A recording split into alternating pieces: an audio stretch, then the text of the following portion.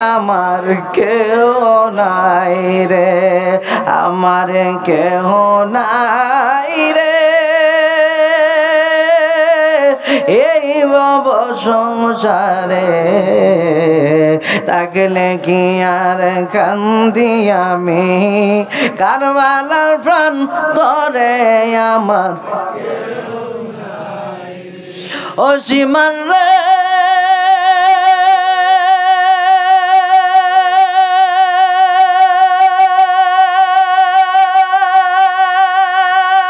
ফাতেমা আমার জননী, নূর নবী আমার নানাজি, কি জবাব দিবি মরার পরে?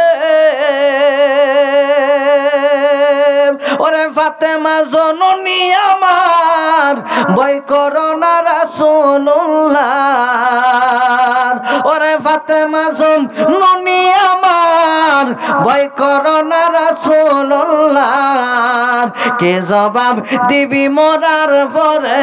আমার কেউ নাই রে, আমার কেউ এই ভব সংসারে থাকলে কি আর কান্দি আমি, কারবালার প্রাণ তরে আমার কেউ নাই রে। বাবা যারা বন্ধুরা রে, গভীর মনোযোগ। এইবার ডাক দেয়া কয়, আলী আকবরের বর্ষা লেগে গেল। আলী আকবর আর বাবা কয়া ডাক দিতে পারে না। হুসেন বুইজা ফেলাইছে আমার আলী আকবরও মনে হয় শহীদ হয়ে গেছে। আলী আকবরের মাথাটা কাইটা বালাইছে, গোড়া দিয়া উপরে চালানো শুরু করছে, ছিন্ন ভিন্ন কইরা বালাইছে। কিন্তু আলী আকবরের গোড়াটা ছিল তার পালিত খুব আদরের গোড়া। মাথাটা নিচের দিকে দিয়া লাশটারে উপরে তুইলা তাবুর সামনে আইনা গোড়াটা হাউ মাউ করে কাঁদতে শুরু করে দিছে। দৌড়ায়া বাহির হয়ে কয়, রে কি সর্বনাশ হইল, কি সর্বনাশ হইল। হোসেন রাদিয়াল্লাহু তাআলা আনহু কয়, ও বিবি রে, খবরদার খবরদার, কান্দো না কান্দো না, এটাই নিয়তে ছিল, তুমি শক্ত থাকো। তুমি যদি অধৈর্য হয়ে যাও তাইলে কেমনে আমি সামনের দিকে অগ্রসর হব? এমন সময় ডাক দিয়া কয়, ও স্বামী গো, ছোট্ট সন্তান হারাইলাম, বড় সন্তানটারেও হারাইলাম, এখন তো আমার এই তাবুর ভিতরে আর কেউ নাই, শুধু আছে হযরতে হাসাইন রাদিয়াল্লাহু তাআলা আনহুর সন্তান হযরতে আবুল কাসেম, আর আছে জয়নাল আবেদিন। এই দুইজন ছাড়া তাবুর ভিতরে কেউ নাই। জয়নাল আবেদিন তো অসুস্থ মানুষ, বিছানা থেকে উঠতে পারে না। আবুল কাসেম ডাক দিয়া কই, চাচা গো, ও চাচা, আর দেরি কইরো না, বিদায় দাও বিদায় দাও, আমি কারবালার ময়দানে চলে যাব। হোসেন রাদিয়াল্লাহু তাআলা আনহু ডাক দিয়া কয়, না রে ভাতিজা না, তুমি যদি শহীদ হয়ে যাও নবীর বংশ শহীদ হয়ে যাবে, আমার ভাই হাসানের বংশ শহীদ হয়ে যাবে, আমি এটা হইতে দিতে পারবো না। কয় চাচা গো, আপনি না করলে কি হইব, শাহাদাতের ঘ্রাণ আমার নাকে লাইগা গেছে, আপনি না করলে কি হবে গো, শাহাদাতের পেয়ালা আমার নাকের মধ্যে লাইগা গেছে, আমার আর দেরি কইরো না। কয় না না, যাইতে দেওয়া যাবে না, যদি যাইতে চাও তাইলে তোমার মায়ের অনুমতি নিয়ে আসো। দৌড়ায় যায়, আম্মা গো বিদায় দেন, আমি কারবালার ময়দানে যাব। ও আবুল কাসেম, তোমার চাচা জান কি বলছে?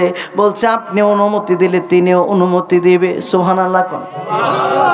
এমন সময় ডাক দিয়া কয়, ও কাসেম রে, তোমার আব্বা তোমার গলার মধ্যে একটা তাবিজ লেখা দিয়া গেছে, এই তাবিজটার ভিতরে কি লেখা আছে আমারে বলছে, বিপদে যদি পড়ে যায় এই তাবিজটা কইলা যেন তোমার চাচা জানের হাতে দেই, তাইলে আমরা এটা বিপদ থেকে উদ্ধার হয়ে যাব। তখন তাবিজটা কইলা হযরত হুসাইন রাদিয়াল্লাহু তাআলা আনহুর কাছে যায় পৌঁছাইল।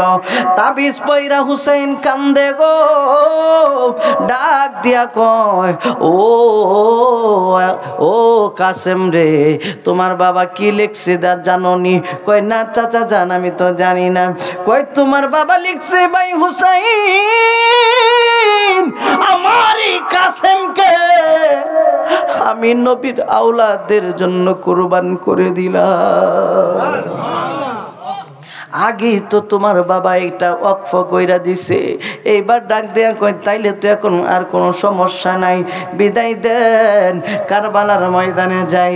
ডাক দেয়া কয় না, আরো একটা কাজ বাকি আছে। কি কাজ?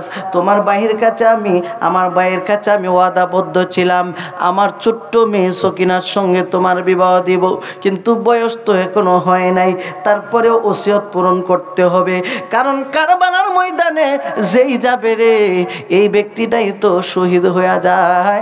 অতএব তুমি একটা কাজ করো, আসো তাবুর ভিতরে সকিনার সঙ্গে তোমাকে আজকে বিবাহ পড়ায়া দিব। বিবাহ যখন পড়ায়া দিল রে, যাক দিয়া কই একটা তাবু খালি করে দাও, এই তাবু থেকে সবাই বাহির হয়ে যাও, কাসেম এবং সকিনা একটু কথা বলবে। কাসেম ডাক দিয়া কয় ও সকিনা রে, কোরআনের তেলাওয়াতটা একটু বন্ধ করো, আমি তোমার সঙ্গে একটু কথা বলতে চাই। হাই রে, এত মৃত্যুর হাকার সামনের দিকে হয়, তারপরেও কোরআনের তেলাওয়াত করে। আর আজকে আমরা বালু তাইকা কোরআন পড়ি না, আমরার মতো হতভাগা এই পৃথিবীর জমিনে আর কেউ নাই। কথা কোন ঠিক কিনা? ভালো থাকি শুধু রমজান মাস আসলে কোরআনটা বাহির করি, আবার বন্ধ করে, একবার সর পরে আবার বাহির করি, কিন্তু তারা সামনে দেখে মৃত্যুর হাহাকার হয়ে যাচ্ছে, তারপরেও আল্লাহর কোরআন পড়ে। কারণ যে কোরআন পড়ল রে, সে যেন আমার আল্লাহ রাব্বুল আলামিনের সাথে কথা বলল।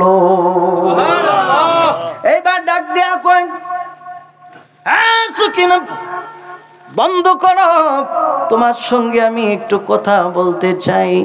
সকিনা ডাক দিয়া বলল, এতদিন পর্যন্ত আমার চাচাতো ভাই ছিলেন, এখন আপনার স্বামী হয়ে গেলেন আমার এই কারবালার প্রান্তরে, আসেন, কি কথা বলবেন বলেন, আমি শুনতেছি। কই সকিনা রে, কোরআনটা একেবারে বন্ধ করো।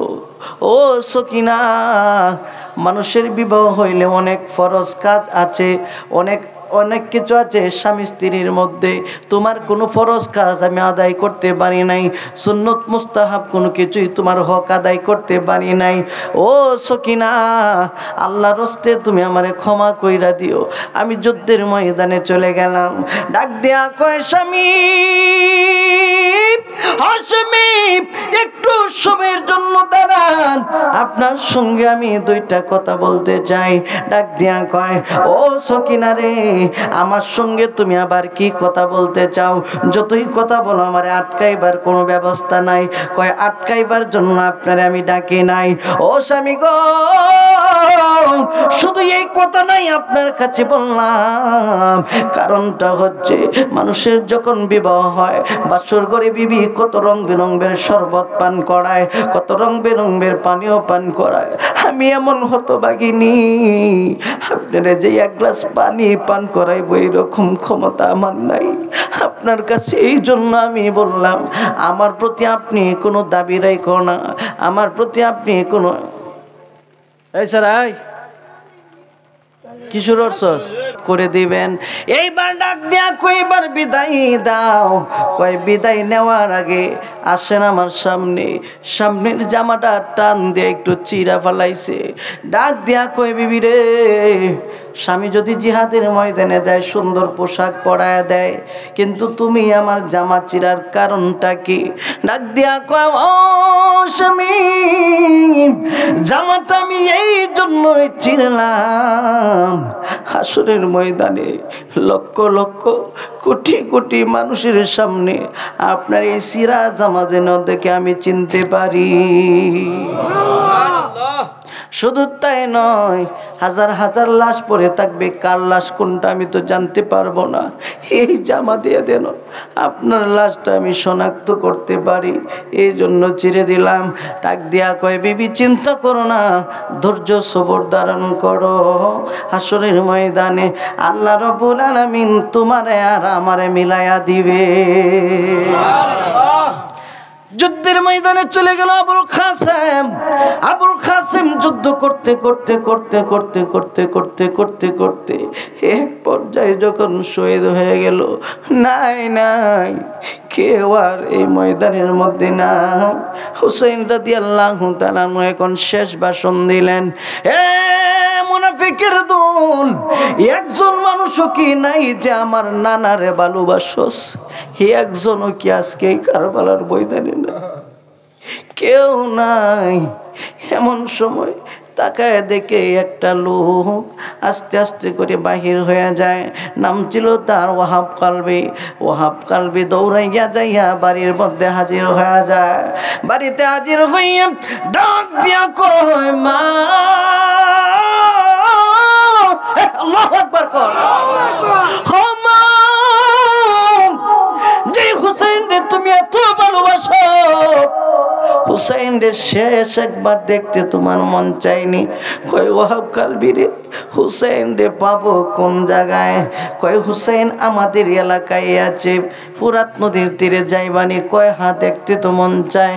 কি হয়েছে? কয় কাফের বেঈমান মুশরিকেরা হুসাইনকে মারার জন্য